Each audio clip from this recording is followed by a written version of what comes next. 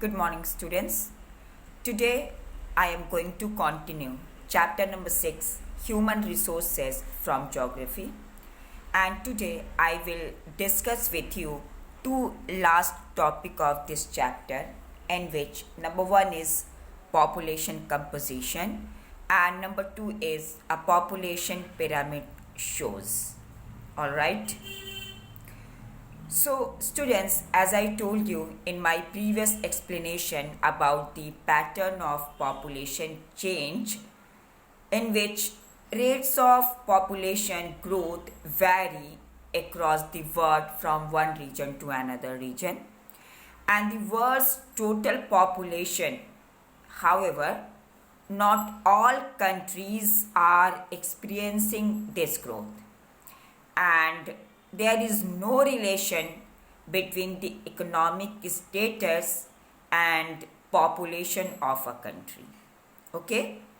And developing and underdeveloped countries shows more population birth rate in the compare of developed countries of the world. All right? And the present population of the world is 7.6 billion, and by it is expected to be rise by 9.6 billion by 2045. Okay, and by 2020 India is expected to surpass the population of China. It means in coming 2020 maybe we can cross the total population of China. Okay, so your topic number 1 is population composition.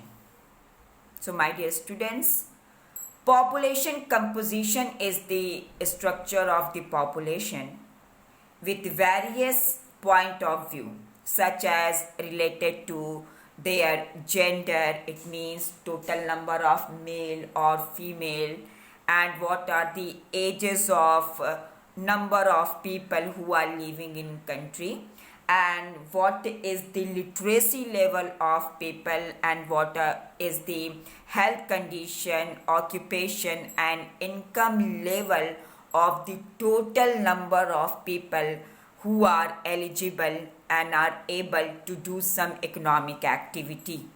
Okay, so the population composition of a country is described as population pyramid, which is also known as age sex pyramid or age or gender pyramid. It means a population pyramid shows the number of male and female in a country, and we can compare the total number of male or female population of India from another country of the world, and on the basis of population pyramid you can differentiate and show the total number of male and female belonging to different age group years, and you can also compare the age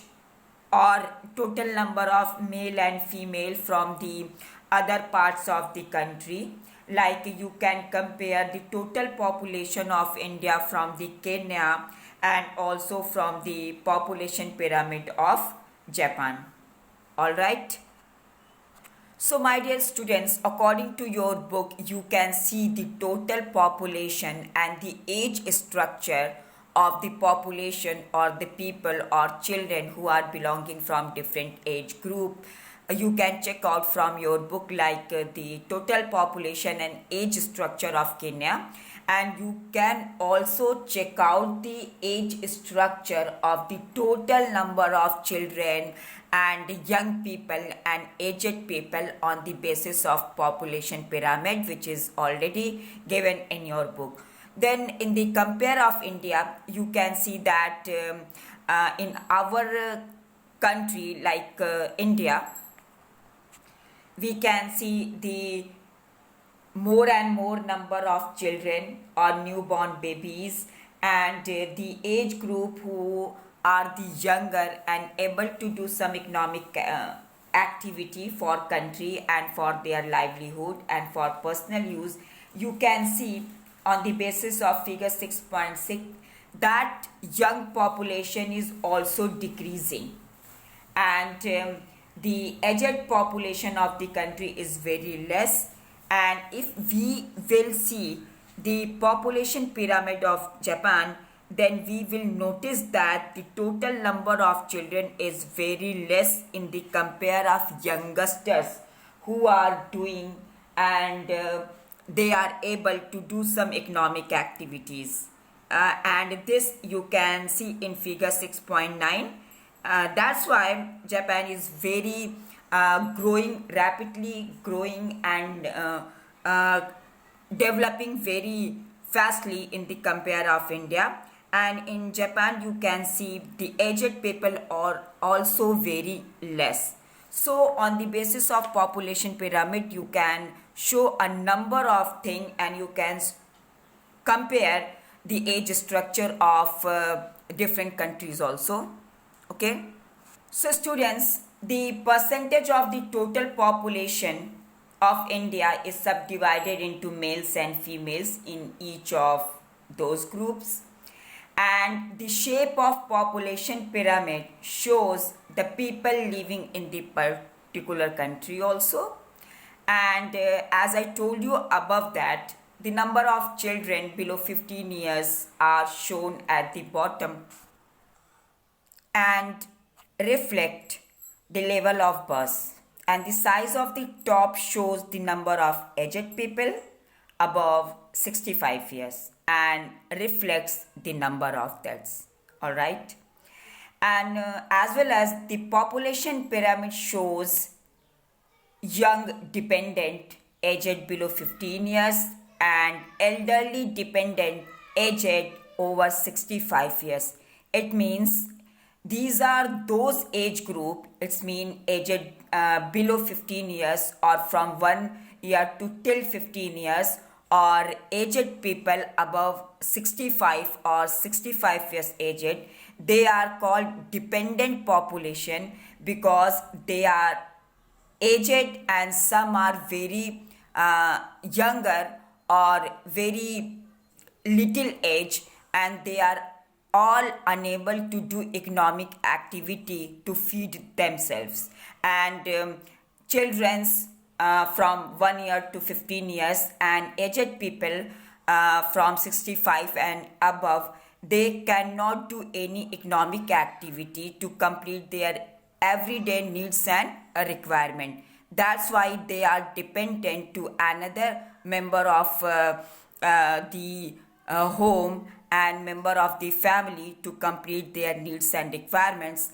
That's why they are called dependent population. Understood? Okay. After that, even we can show different countries and different patterns of population pyramid, which is already given related to India, Kenya and Japan. And students, on the basis of Japanese pyramid, in Japan, low birth rates make the pyramid narrow at the base, and decreased death rates allow numbers of people to reach old age. Okay? And India shows the birth pyramid, which is broad at the base and thick in middle and tapered towards end. It means India has a healthy population at middle age, which shows the availability of human resource or working force of a country. And on the basis of another pyramid, least developed countries' pyramids are broad at base but start tapering in the middle, which shows higher death rate. Okay? And student, as you know very well that skilled, spirited and hopeful young people with a positive outlook are the future of any nation. and we in India are fortunate to have such a resource. They must be educated and provided skills and opportunities to become able and productive. All right. So, my dear students, here your syllabus related to the annual examination is completely completed. Listen my all the lectures very carefully, and anywhere if you have any doubt or confusion, then contact to me. Okay, and tomorrow I will send you question and answer of this chapter, and you have to write in your fair copy. All right, that's all. Thank you and have a nice day.